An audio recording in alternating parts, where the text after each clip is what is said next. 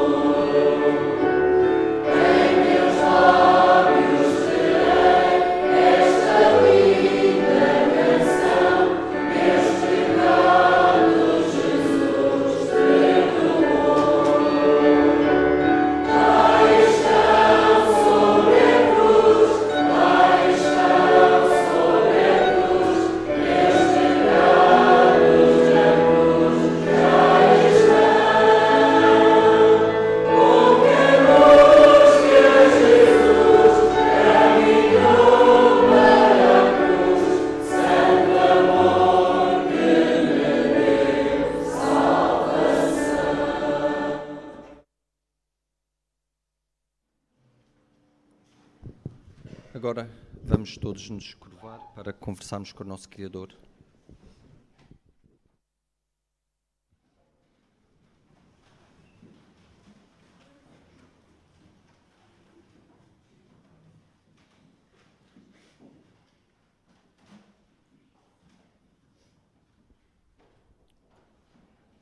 Querido Paizinho do céu, estamos, Senhor, aqui perante Ti em reverência, Senhor, para Te adorar, para Te louvar, através do estudo da Tua Palavra, através dos nossos cânticos dirigidos a Ti, Senhor. Nós queremos Te agradecer, Senhor, porque Jesus morreu na cruz por cada um de nós. Nós queremos Te agradecer, Senhor, por por esse percurso, Senhor, que Ele teve que efetuar, Senhor, nesta terra, para nos dar o exemplo, para nos mostrar que ainda existe salvação para nós. Nós queremos, nesta hora, Senhor, que aqui vamos passar, pedir a presença, Senhor, do Teu Santo Espírito conosco. Que Ele venha, Senhor, iluminar, Senhor, a nossa mente para entendermos aquilo que Tu queres para nós esta manhã, Senhor, aquilo que Tu queres nos transmitir. E para isso, Senhor, nós pedimos, Senhor, uma bênção redobrada do Teu Espírito, Senhor, sobre o servo que escolheste esta manhã, para que ele possa transmitir, Senhor, a Tua mensagem de uma maneira explícita e audível, Senhor, para todos. Dá-nos, Senhor, a Tua paz. Ajuda-nos, Senhor, também neste dia especial em que vamos estar em comunhão contigo. Que Tu nos ajudes, Senhor, para que toda esta cerimónia, Senhor, possa ser gratificante para cada um de nós. Em nome de Jesus, nós te pedimos e te agradecemos. Amém.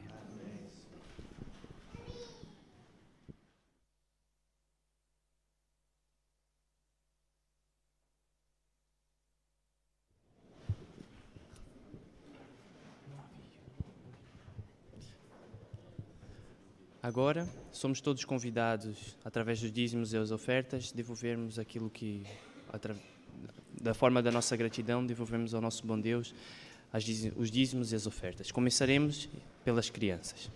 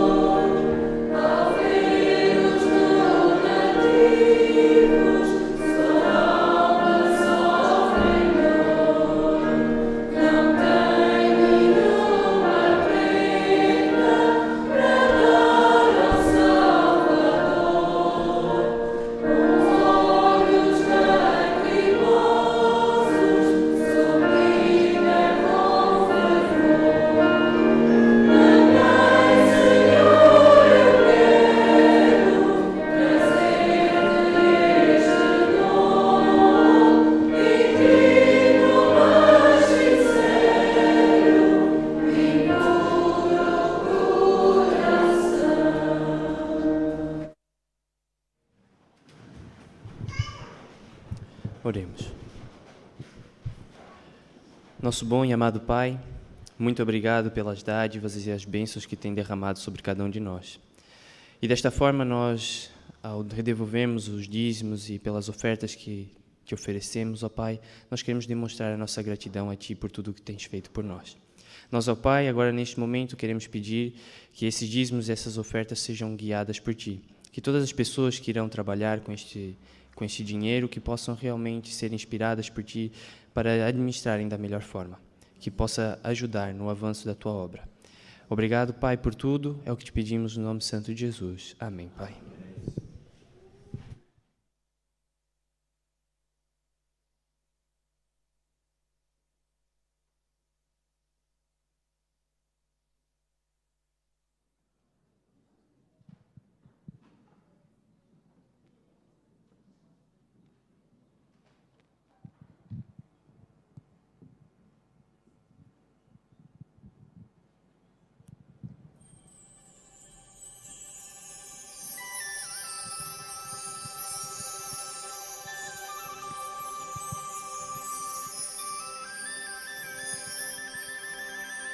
Guarda, vê se muito falta para o dia alvorecer.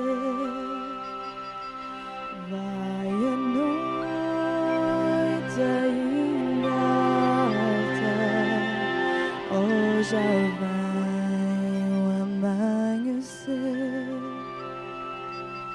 Viajou assim desperta ao romper do arrebol. Fica em pé e ponte alerta, eia pois que surge o sol.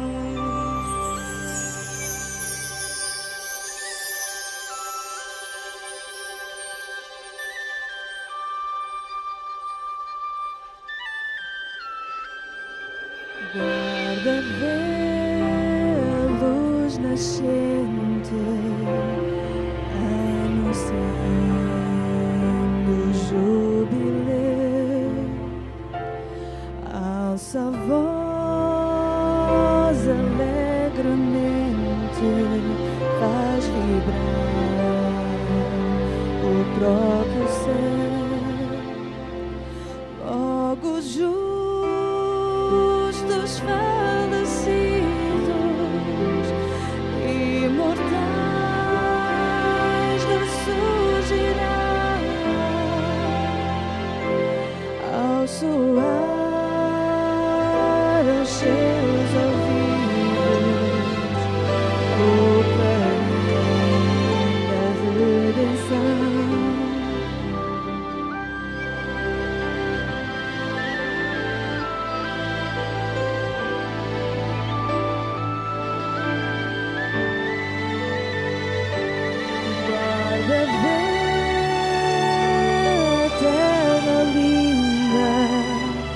Frutos, flores sem rival, vê o Rei em glória infinita, vê o mar como um cristal.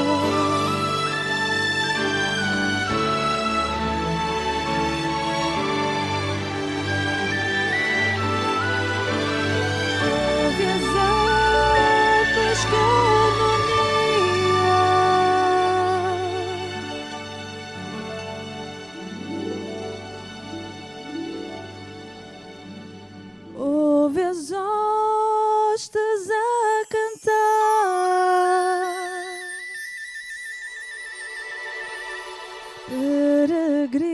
peregrino, que alegria, vais em breve para o lar.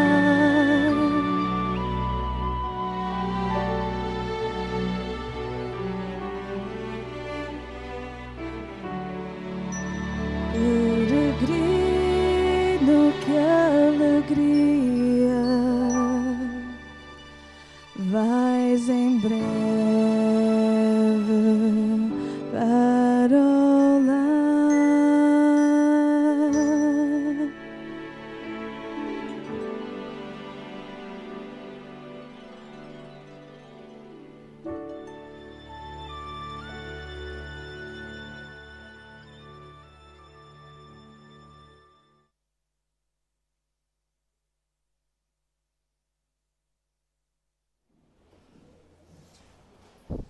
Bom dia a todos.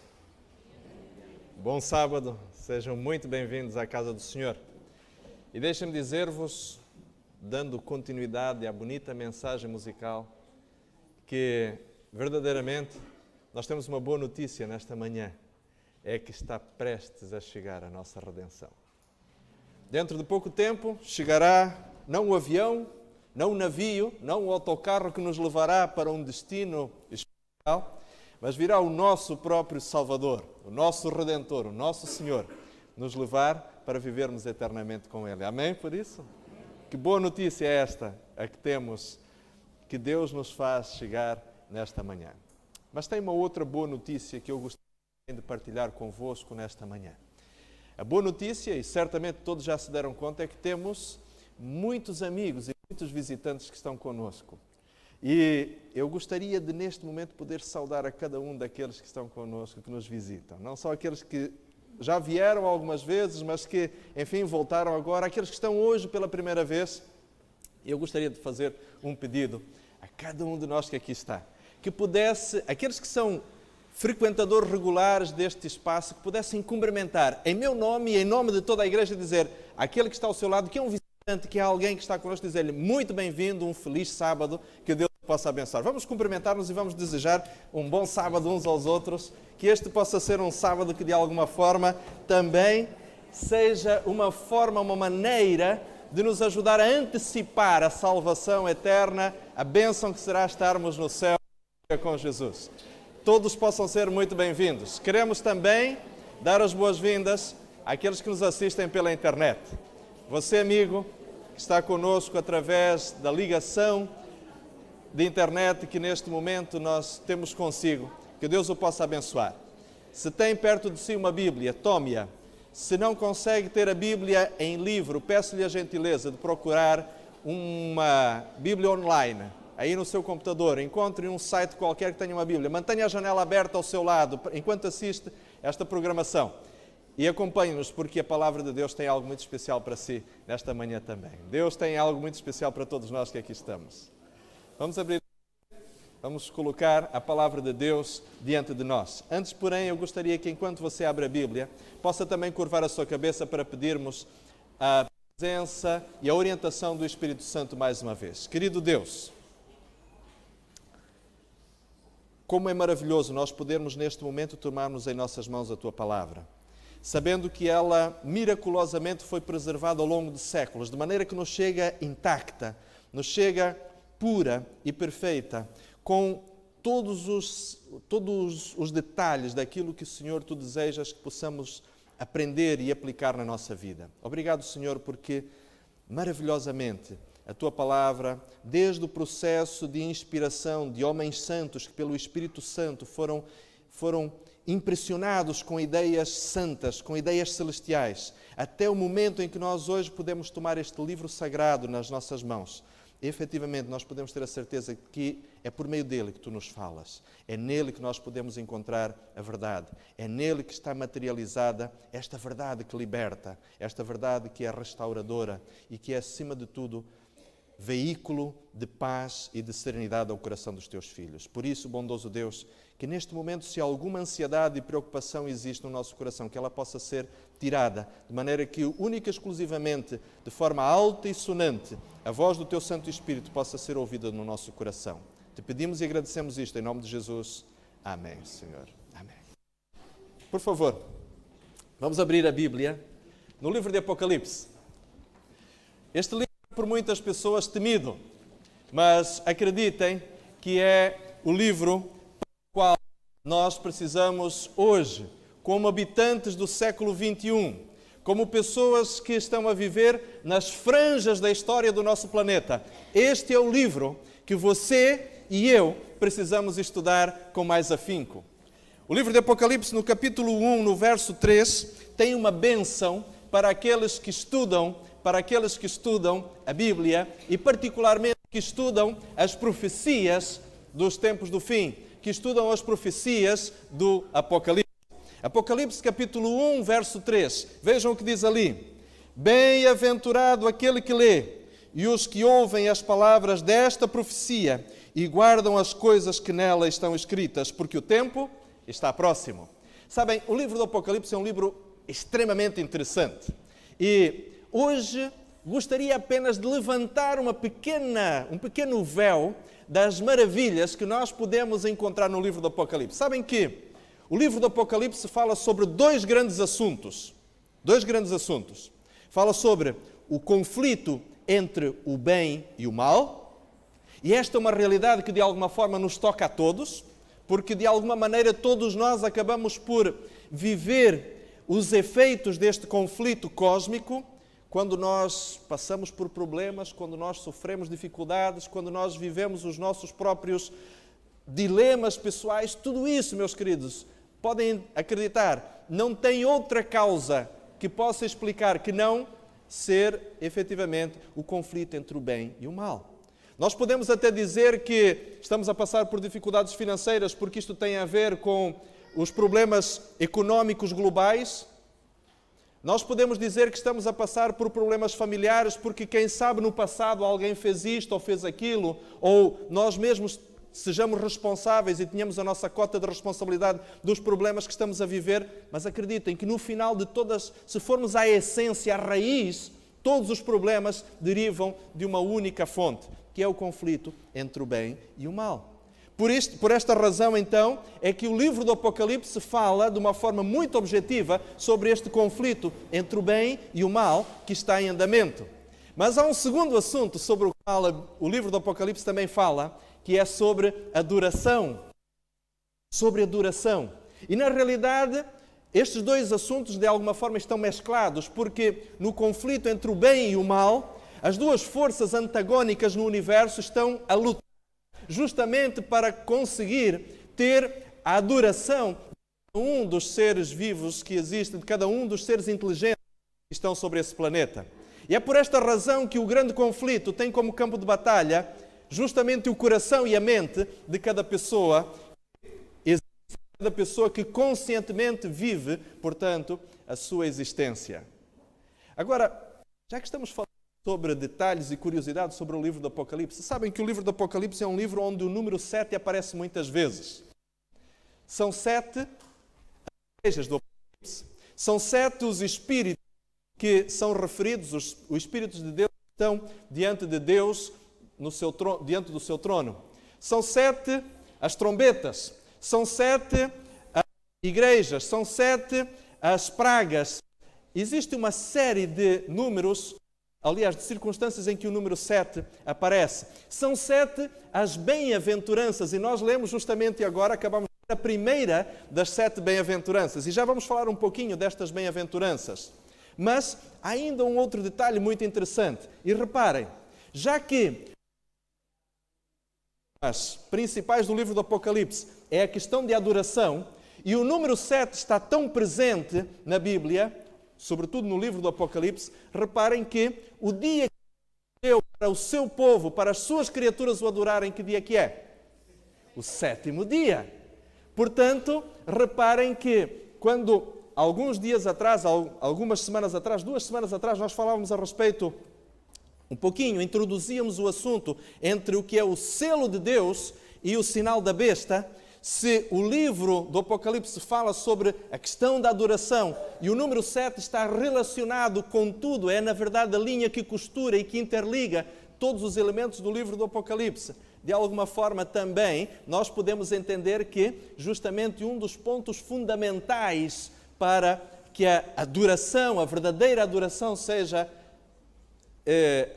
confirmada diante de Deus tem a ver justamente com o dia em que nós o fazemos. Mas iremos falar mais adiante, iremos estudar a Bíblia com tudo aquilo que de maravilhoso ela tem a nos ensinar sobre este assunto, iremos estudar mais adiante. Nesta manhã, eu gostaria que nós pudéssemos ver mais 7 bem-aventuranças que vamos encontrar no livro de Apocalipse. Hoje nós não vamos ver as 7 bem-aventuranças. Há muitos detalhes e curiosidades que gostaria muito de partilhar convosco sobre as bem-aventuranças, só sobre estas 7 bem-aventuranças. Mas nós não vamos ter tempo, mas vamos ficar com aquilo que é essencial. E vamos ver a 4ª bem-aventurança, ou melhor, a 3ª bem-aventurança que se encontra no livro de Apocalipse, no capítulo 16, no verso 15. Apocalipse, capítulo 16, verso 15. Nós vamos ler, portanto, a terceira das 7 bem-aventuranças. E, antes de avançarmos um pouquinho mais, Apocalipse, capítulo 16, verso 15, nós encontramos as 7 bem-aventuranças, elas de alguma forma estão estruturadas em pares. Como o número 7 não é um número par, a primeira bem-aventurança está relacionada com a 6ª bem-aventurança. A segunda bem-aventurança está relacionada com a 5ª bem-aventurança. E a terceira bem-aventurança está relacionada com a última bem-aventurança. E há uma no meio que não está relacionada com nenhuma das outras. Por quê? Há um detalhe interessante. Se o livro do Apocalipse fala sobre o conflito entre o bem e o mal, se nós lermos o livro do Apocalipse todo, vamos perceber que o livro do Apocalipse, até o capítulo 12, ou melhor, até o capítulo 13, vai falar a respeito do conflito entre o bem e o mal, aonde os filhos de Deus, de alguma forma, estão à mercê deste mesmo conflito e sofrem as consequências desta mesma luta, como uma pessoa que vive num cenário de guerra e que poderá ficar sem a sua casa, poderá ficar ferido ou poderá inclusive perder membros da sua própria família. Mas, do capítulo 14 em diante, a Bíblia começa a descrever agora não só o conflito, mas sobretudo a vitória de Deus sobre o mal. Então, até metade do livro, até o clímax do livro, nós encontramos o conflito entre o bem e o mal. E o clímax do livro está no capítulo 13.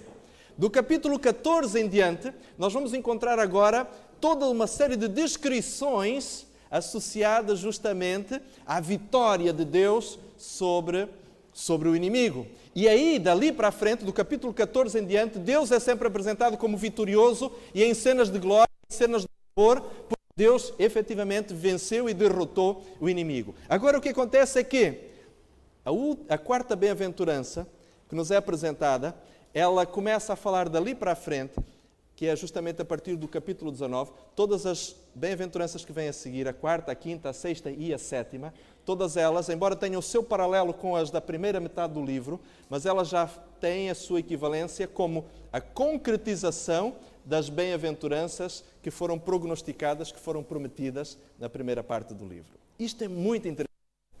Quando nós estudarmos este assunto, vamos ver realmente quão maravilhoso isto é e quanta expectativa e esperança isto nos pode transmitir. Portanto, agora, a terceira bem-aventurança que encontramos no capítulo 16, no verso 15. Capítulo 16, verso 15. E diz então o seguinte: eis que venho como ladrão.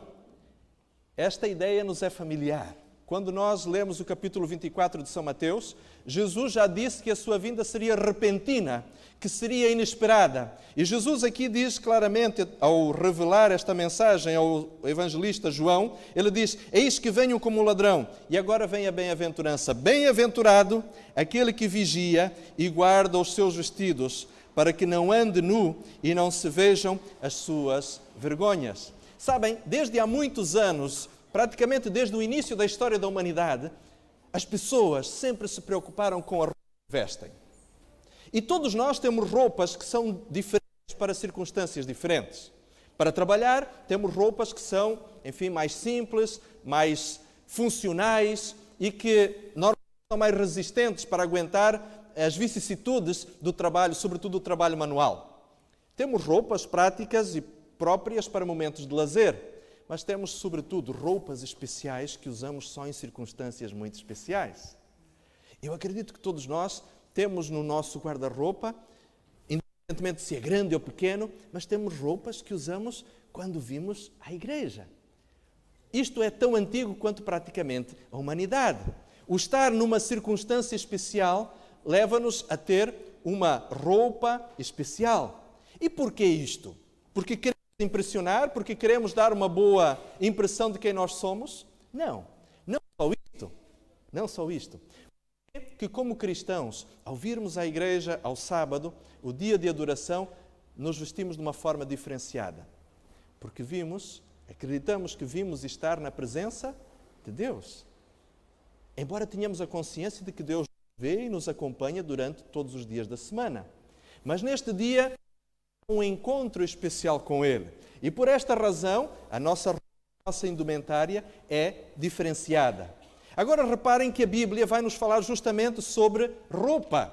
Não porque a Bíblia esteja aqui a incentivar a verdade, mas porque ela nos quer levar a entender algo que é importante e que é necessário. Vamos ao capítulo 19 e ao verso 8 para ver algo do que a Bíblia efetivamente, sobretudo o livro do Apocalipse, nos quer ajudar a entender do que esteja relacionado com o vestir. Por esta razão é que, de alguma forma, há aqui uma bem-aventurança que destaca a importância de uma atitude de vigilância, mas de uma atitude também de guardar as vestes. Vejam então no capítulo 19, no verso 8, diz o seguinte: E foi-lhe dado que se vestisse de linho fino, puro e resplandecente, porque o linho fino são o quê? As justiças dos santos. Sabem, na linguagem do livro do Apocalipse há uma série de símbolos. E estes símbolos, quando adequadamente compreendidos, ajudam-nos a tirar lições que são muito mais enriquecedoras para nós, sobretudo, entendermos o que é que Deus espera de nós. Ora, as vestiduras aqui são representadas como vestidos de linho fino, representam a justiça dos santos. Ou seja, o caráter da pessoa está representado simbolicamente na sua indumentária e na sua vestidura. E, em contexto apocalíptico, as vestiduras ou as vestes representam o caráter. Bem, não vamos ter tempo de ver todos estes textos, mas nós sabemos que quando Jesus vier à Terra, Ele vai fazer o quê? De acordo com o que diz em 1 Tessalonicenses, no capítulo 4, do verso 13 em diante, diz que quando Jesus vier, Ele tocará a trombeta de Deus e os mortos, o que é que será com eles? Ressuscitarão primeiro, mas haverá pessoas que estarão vivas por altura da vinda de Cristo, e estas pessoas, juntamente com os mortos, elas haverão de ser, de acordo com o que o texto de 1 Tessalonicenses 4 diz, haverão de ser o quê?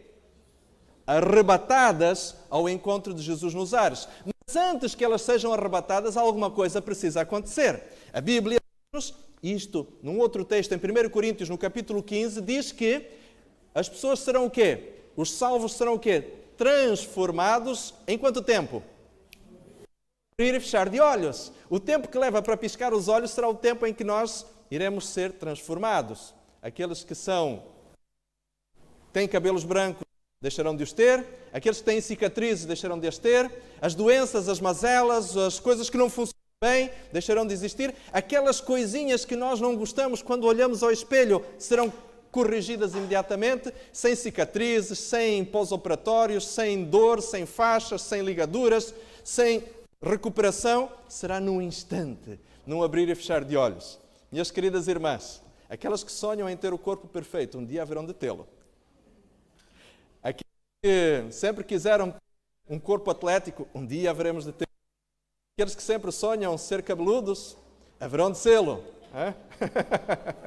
Não importa, tudo o que nós imaginamos um dia haverá de acontecer. Mas reparem, há uma coisa que nós não levaremos para o céu. Ou, aliás, que Deus... Desculpem, não é uma coisa que nós não levaremos para o céu. Uma coisa que Deus não vai transformar. Diz que o corpo será transformado num abrir e fechar de olhos. O que é corruptível se revestirá de incorruptibilidade. Aquilo que é imortal se revestirá de imortalidade. Mas não promete que vai transformar o nosso caráter.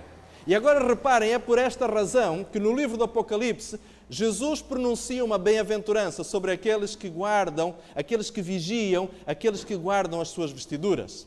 Eu não sei quantos de nós que aqui estamos tiveram a oportunidade de servir o exército e tiveram que desenvolver ao longo de muitas noites as chamadas vigias ou os sistemas de patrulha noturno de acampamentos ou de quartel, ou o que quer que seja.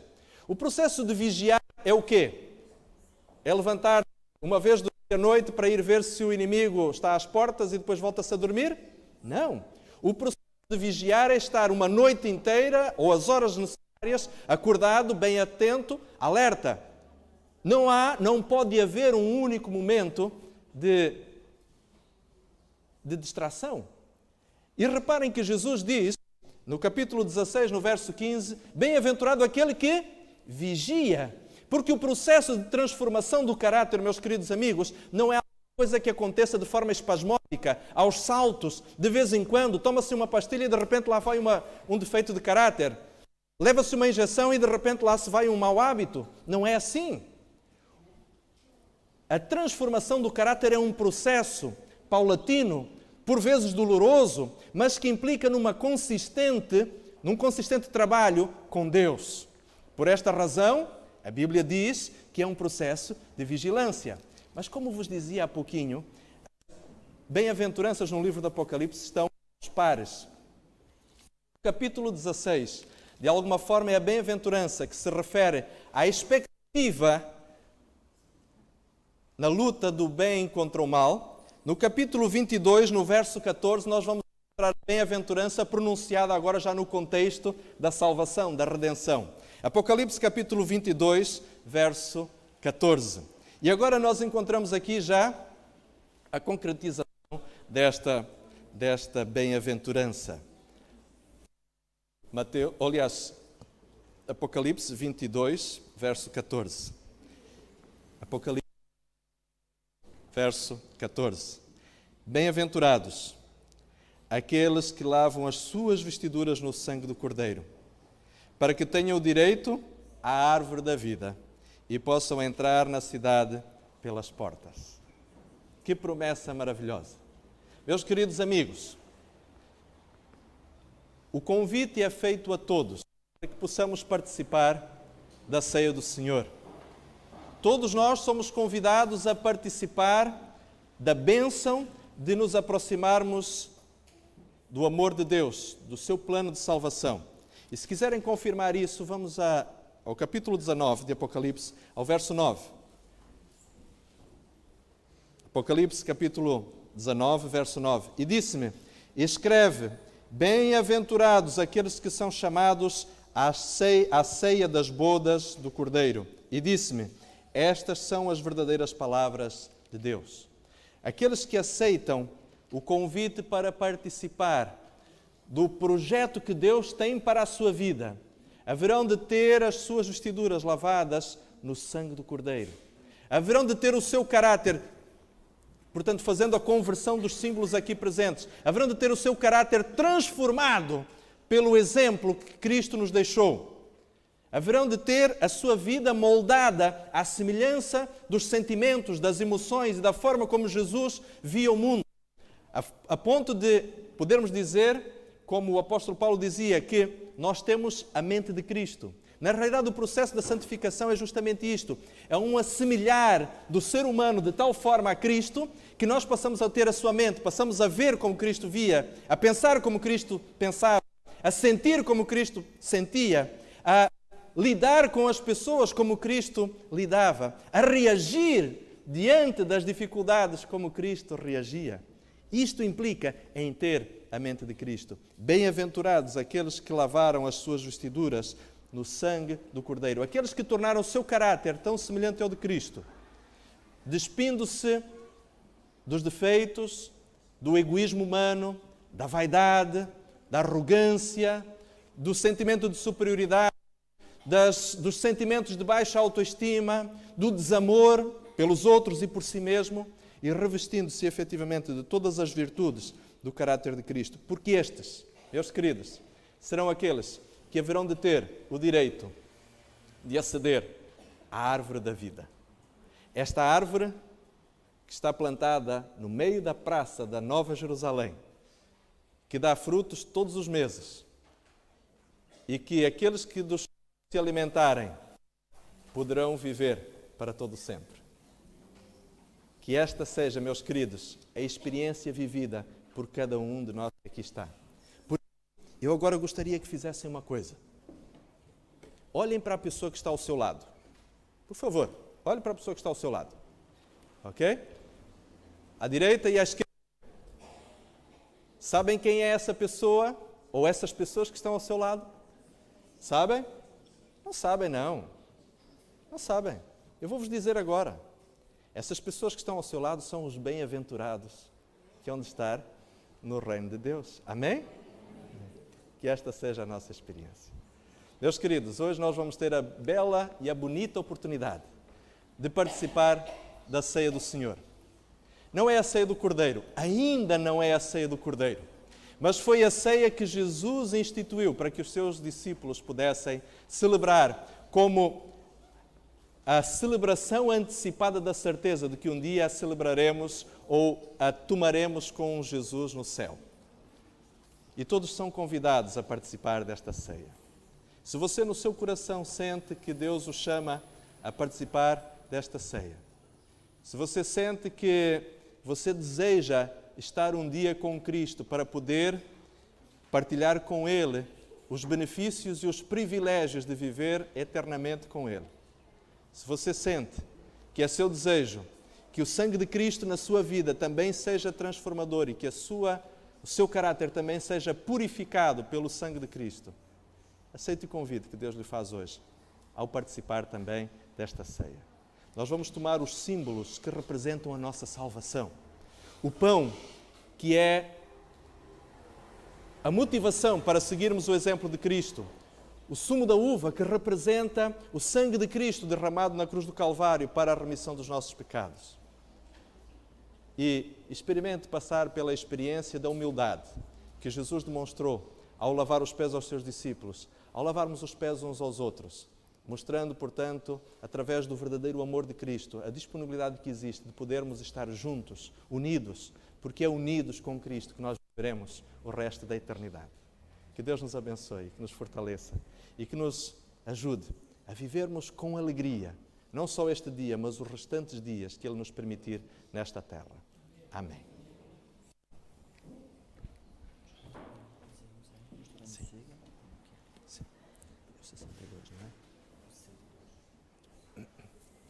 Nós vamos fazer da seguinte forma. Antes de sairmos para o lava-pés, vamos cantar o que está afixado, o hino número 62. Vamos cantá-lo de pé, vamos cantar as estrofes todas deste hino. E, ao terminar, eu pediria à Helena que continuasse a tocar a melodia deste hino para nos acompanhar na saída. Os sairão pela porta principal, em direção ao lugar onde habitualmente costumamos fazer o lava-pés dos homens. As senhoras sairão pela escada de emergência, ou pela saída de emergência, para poderem ir também ao lugar onde habitualmente temos o momento do lava-pés. E que o possamos fazer com alegria. Hino 60.